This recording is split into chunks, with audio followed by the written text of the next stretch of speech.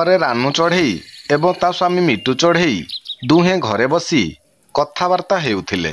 ହେଇଟି ଶୁଣୁଛ, ସବୁଦିନ ଏଇ ଘରଟାରେ କାମ କରି କରି ମତେ ବହୁତ ବିରକ୍ତ ଲାଗିଲାଣି। ବହୁତ ଦିନ ହେଲାଣି ମୁଁ ବାହାରକୁ ବୁଲିବାକୁ ଯାଇନାହିଁ। ଆଜି ଚାଲ କୁଆଡ଼େ ଟିକେ ବୁଲିକି ଆସିବା। ହଁ ହଁ ରାନୁ, ତମେ ଠିକ କଥା କହିଛ। ମତେ ବି ଏ ଘରଟାରେ ରହି ରହି ଜମା ଆଉ ଭଲ ଲାଗୁନି। ମୁଁ ମଧ୍ୟ ଭାବୁଛି ଚାଲ କୋଉଠିକି ଗୋଟେ ଯାଇ ବୁଲିକି ପଳାଇ ଆସିବା। ହେଇଟି ଆମ ଜଙ୍ଗଲରେ ତ ବହୁତ ପ୍ରକାରର ଦର୍ଶନୀୟ ସ୍ଥାନ ଅଛି। ସବୁ ଜାଗାକୁ ଯାଇ ବୁଲିକି ଆସିବା ପାଇଁ ଆମ ପାଖରେ ସମୟ ନାହିଁ। ପୁଣି ଘରେ ବହୁତ ଆମର କାମ ଅଛି। ଚାଲ ଆଜି ଆମ ଜଙ୍ଗଲରେ ଥିବା ଶିବ ମନ୍ଦିର ଏବଂ ତା ଆଖପାଖରେ ଥିବା ସୁନ୍ଦର ସୁନ୍ଦର ଫୁଲ ବଗିଚା ଗୁଡ଼ିକୁ ଦେଖିକି ଆସିବା। ତମେ ଠିକ କଥା କହିଛ ରାନୁ। ଆମେ ବେଶୀ ଦୂର ବାଟ ବୁଲିବାକୁ ନ ଯାଇ ଆମ ଜଙ୍ଗଲରେ ଥିବା ଶିବ ମନ୍ଦିର ଏବଂ ତା ଆଖପାଖରେ ଥିବା ଫୁଲ ବଗିଚା ଗୁଡ଼ିକୁ ବୁଲିକି ଦେଖିବା। ଏବଂ ଆଉ କେବେ ସମୟ ହେଲେ ଆମେ ବାହାର ଜଙ୍ଗଲକୁ ବୁଲିବାକୁ ଯିବା। ଏମିତି କଥାବାର୍ତ୍ତା ହୋଇ ଦୁଇ ଚଢ଼େଇ ବାହାରକୁ ବୁଲିବାକୁ ଚାଲିଗଲେ। ସେମାନେ ଯାଉ ଯାଉ କିଛି ସମୟ ପରେ ଯାଇ ସେହି ଜଙ୍ଗଲରେ ଥିବା ଗୋଟିଏ ଶିବ ମନ୍ଦିର ପାଖରେ ପହଞ୍ଚିଗଲେ। ହେଇଟି ଦେଖିପାରୁଛ?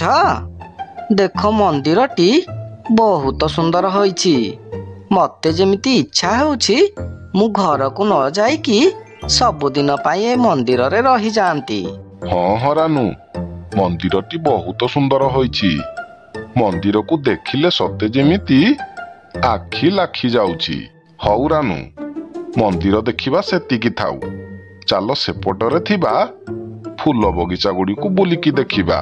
ତାପରେ ରାନୁ ଚଢ଼େଇ ଏବଂ ମିଟୁ ଚଢ଼େଇ ଫୁଲ ବଗିଚା ଗୁଡ଼ିକୁ ଦେଖିବା ପାଇଁ ସେଠାରୁ ଚାଲିଗଲେ। କିଛି ବାଟ ଗଲା ପରେ ସେମାନେ ଗୋଟିଏ ଫୁଲ ବଗିଚାରେ ପହଞ୍ଚିଗଲେ।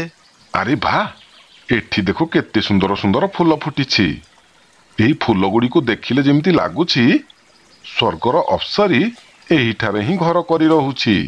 ସତରେ ଏହି ସବୁ ଦୃଶ୍ୟ ଦେଖିକି ମୋ ମନରେ ଥିବା ସବୁ ଦୁଃଖ କଷ୍ଟକୁ ମୁଁ ଭୁଲି ଯାଇଛି। ହଁ ହଁ, ଏହି କର୍ମମୟ ଏବଂ ଜଞ୍ଜାଳମୟ ଦୁନିଆରୁ ବାହାରି ଇଆଡ଼େ ଟିକେ ବୁଲାବୁଲି କରିଦେଲେ ମନଟା ପୁରା ହାଲକା ହାଲକା ଲାଗୁଛି। ଏହି ଜାଗା ଗୁଡ଼ିକୁ ଦେଖି ମତେ ମଧ୍ୟ ବହୁତ ଖୁସି ଲାଗୁଛି। ତାପରେ ମିଟୁ ଚଢ଼େଇ ଏବଂ ରାନୁ ଚଢ଼େଇ ସେହି ଫୁଲ ବଗିଚା ଗୁଡ଼ିକୁ ଦେଖି ସାରି ଅତି ଆନନ୍ଦ ଉଲ୍ଲାସର ସହ ଘରକୁ ଫେରି ଆସିଲେ।